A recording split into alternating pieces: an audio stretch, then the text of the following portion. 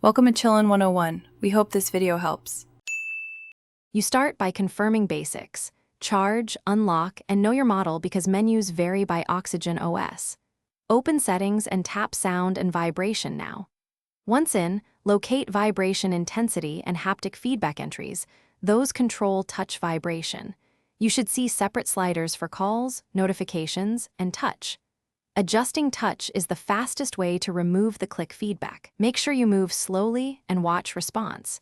This prevents accidental silencing of other Once done opening the right menu, locate haptic feedback or touch vibration and switch it off.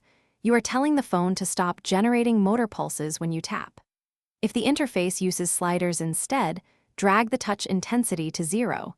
This removes touch vibration while preserving call alerts unless you change those too. If you can't find options, use Settings Search and type haptic or vibration. You'll save time and avoid toggling sounds by targeting only touch feedback. You finish by testing. Tap the keyboard, navigation gestures, and quick settings to confirm touch vibration is gone. If the phone still vibrates, reboot to apply settings. Sometimes services cache old values. Make sure accessibility features like touch and hold or vibration options aren't overriding your settings.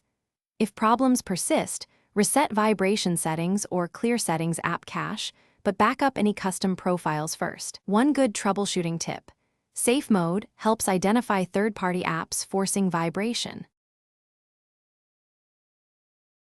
Thanks for watching. Consider subscribing if we helped you.